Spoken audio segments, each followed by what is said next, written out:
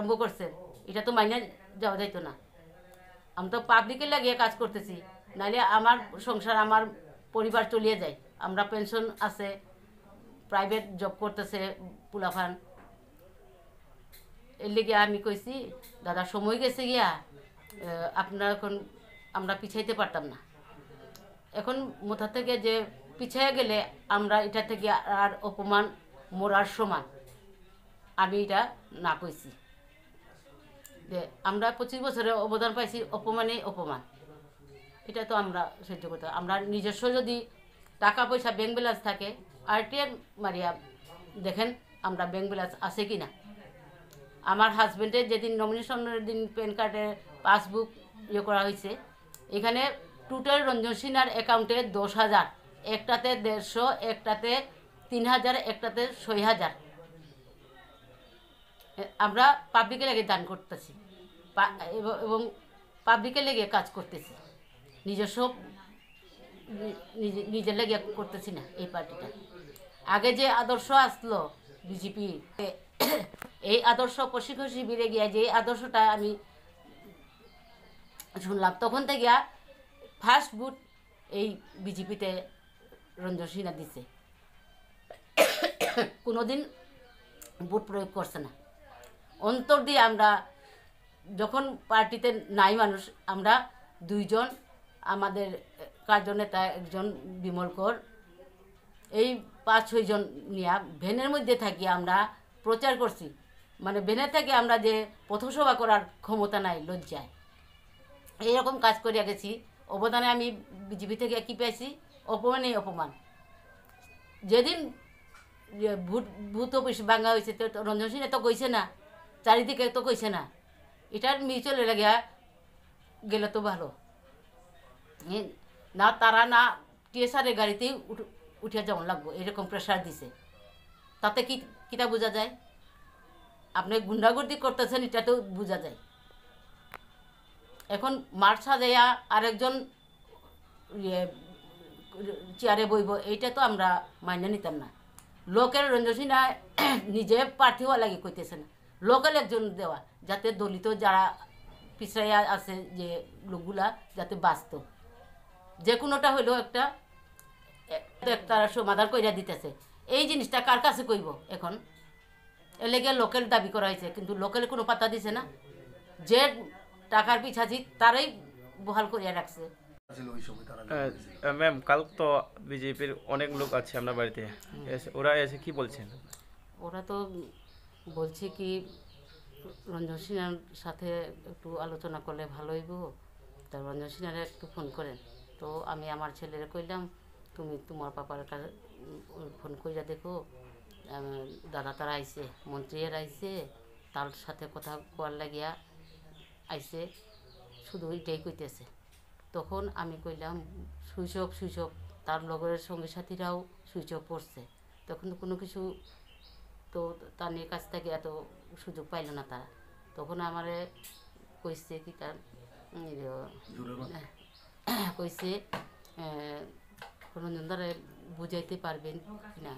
তা রঞ্জনদা তো ইয়ে করতো না, বুঝাইলেও মানতো না। কিন্তু রঞ্জন সিনহা পাবলিকের জন্য এই কাজগুলা করতেছে, ঘরের জন্য না। পাবলিক যারা দলিত আছে এইগুলার লেগে কাজ করছে। কিন্তু এই যখন ডিক্লেয়ার হয়েছে, তখন টিএসআর এসডিপি সহ আমার ঘরে আয়া পড়ছে। এসডিপি কইতাছে মানে ওই গাড়িতে যেমন চুরি ডাকাতে ধরিয়া নিলে যেরকম হয়, এইরকম কইছে গাড়িতে উঠেন। তো তাইনি তো কইল, আমি তো ঘরে আবার দরকার নাই। তো এখান থেকে ফোন করলো, তো আমি এসডিএমও যাইতাম। তা ওই সুযোগটা না দিয়া তারা ওই টিএসআর গাড়িতে চুরের মতো লইয়া যাইতে আইছে। এটা তো সম্ভব না। এটা থেকে আরও অপমান আছে। তোমরা বিজেপি ডিক্লেয়ার হওয়ার পরে যদি এই ক্ষমতা তোমরা, রঞ্জন সিনহা একজন 25 বছরের কার্যকর্তা, তার কাছে এইরকম অপমানজনক কথাবার্তা হয়েছে কার কারণে? উপরের নেতৃত্বের কারণে হয়েছে। তারা অর্ডার পাইছে দেখিয়া তো পুলিশ প্রশাসন আয়া পড়ছে। এটা কি মাইনা নেওয়া যায়? আমরা 25 বছর কাজ করছি, কি এই অপমানের লেগে কাজ করছিলাম? প্রশাসন এখন তো সব পাবলিকই হয়ে গেছে, ডিক্লেয়ার হয়েছে, পাবলিক হয়ে গেছে, কিন্তু ক্ষমতাশালী তারা উপর থেকে তারা এই নির্দেশ দিচ্ছে রঞ্জন সিনহারে ধরিয়ে লইয়া যাওয়া লাগে। এটা তো অপমান থেকে আরও মরার সমান জিনিসটা। তখন তো আমরা চেতে গেছি, চেতে যাওয়ার পরে ছোটো আমার বাচ্চা লইয়া প্রথম থেকে যখন কাজ করছি তখন ছোটো বাচ্চারাও তো তারা কাজ করছিল, তখন আমার মেয়ে বাইরে করে দিছে দুঃখের লেগে যে টিএসআর আমরা খাইতে বসছি, তাই নিয়ে খাইতে বসছে, তখন তারা আয়া পড়ছে কি হয়েছে আপনারা থানা যাওয়া লাগবো। স্যার প্রথমে নমস্কার। কালকে তো অনেক সোশ্যাল মিডিয়াতে ভাইরাল হয়ে গেছে, আপনি কি উইথড্র করেছো, ত্রিপুরামাটা ছেড়ে কি বিজেপি জয়েনিং করবে বলে ওরা সোশ্যাল মিডিয়াতে অনেক ভাইরাল হয়ে গেছে, আপনি কি বলবেন? এটা তো সম্পূর্ণ একটা অপপ্রচার। কালকে যারা আমার এখানে এসেছিলেন এরা আমার বিগত দিনের আমার ভারতীয় জনতা পার্টির আমার কার্যকর্তা, যাদের সঙ্গে আমি কাজ করছি। তারা আসার আগে আমাকে ফোন করেছিল, আমি বলেছিলাম এসে লাভ হবে না, আমার সঙ্গে আপনাদের দেখা হবে না, তো আসার প্রয়োজন নেই। তো তারা তবুও তারা এসছে। আসার পরে আমি তো বাড়িতে ছিলাম না, আমি তো আমার ফিল্ডে ছিলাম, আমি কাজে ছিলাম। তো সম্পূর্ণ একটা মিথ্যা একটা অপপ্রচার।